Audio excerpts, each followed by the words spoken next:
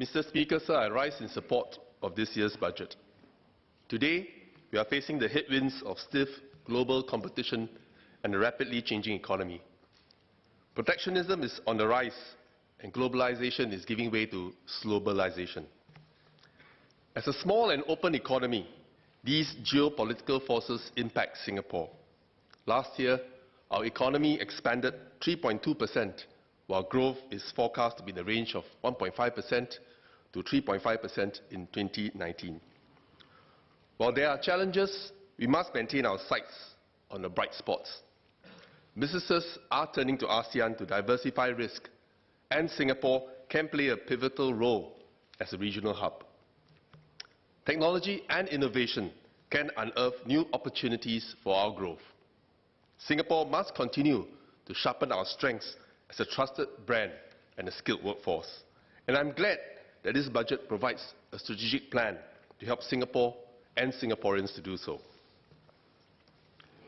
Key to this plan is our workers. Our labour market is tight, with lower birth rates, an ageing population, and tightening foreign labour inflows.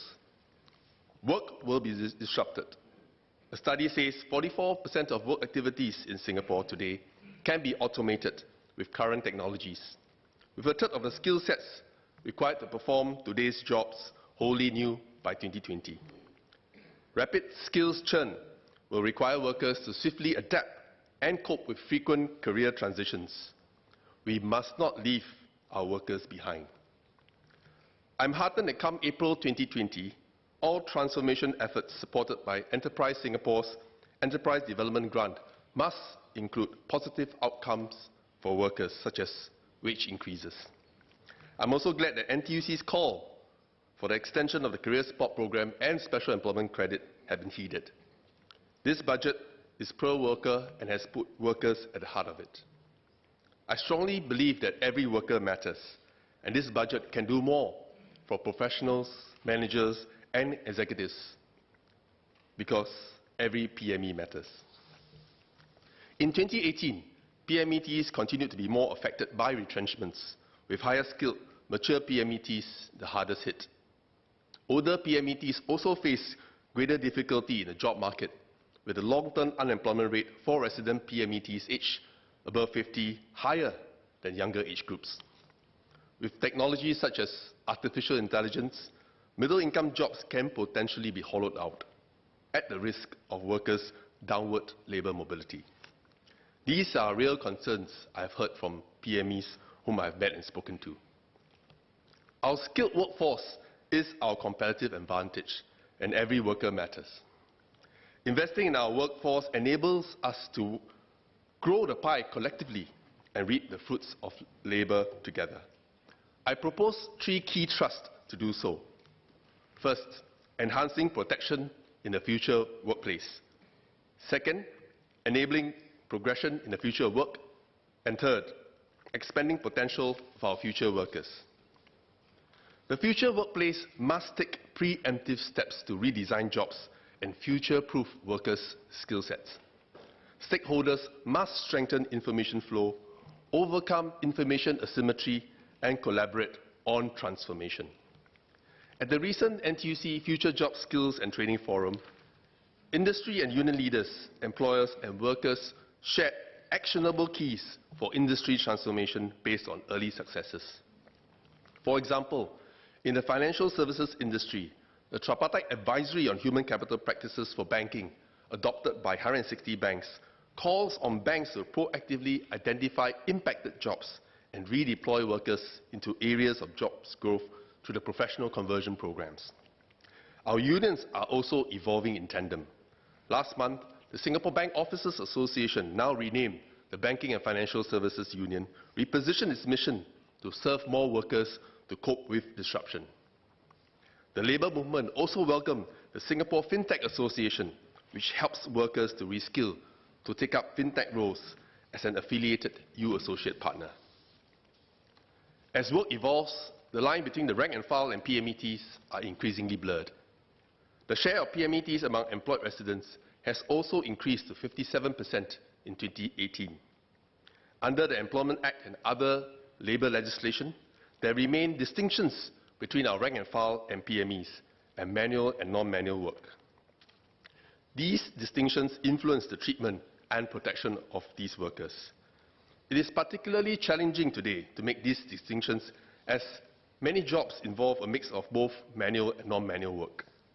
There are also workers who have been wrongly classified as managers and executives, excluding them from protection under Part 4 of the Employment Act. Some employers have also tried to exclude workers from union protection under the pretext that the worker is in a conflicted position as he wields managerial powers. The relevance of these dichotomies need to be examined to ensure that our workers continue to be adequately protected. The future of work is fast-paced and the half-life of skills is shortening. Much like our Formula One drivers, we must have quick and effective pit stops to retool and get back in the race. Training providers must have speed to market and move away from traditional certifications to peer network approval systems and industry crowdsourced on-the-go learning. An example of such a pit stop is the Healthcare Academy, set up by the Healthcare Services Employees Union and NTUC Learning Hub, which upskills workers through industry co-created programs delivered through varied modes of learning. Such concerted efforts are needed to ensure that our workers upskill in tandem with transformation efforts. While the progressive wage model is associated with low-wage rank and file workers, PMETs too can benefit from PWM, especially PMETs earning, say, between $2,005 to $3,005 per month in highly impacted jobs. Beyond the mandatory PWM, our unions have been implementing structured wage and skills ladders, benefiting all workers, including PMETs. It is timely, therefore, to scale these efforts on a national level and extend the PWM to low-wage PMETs to provide for their progression and upward labour mobility. Our future workers will increasingly participate in new ways of work and employment models. With flexible and digital-enabled work, we can tap on sources of untapped labour supply to expand our workforce.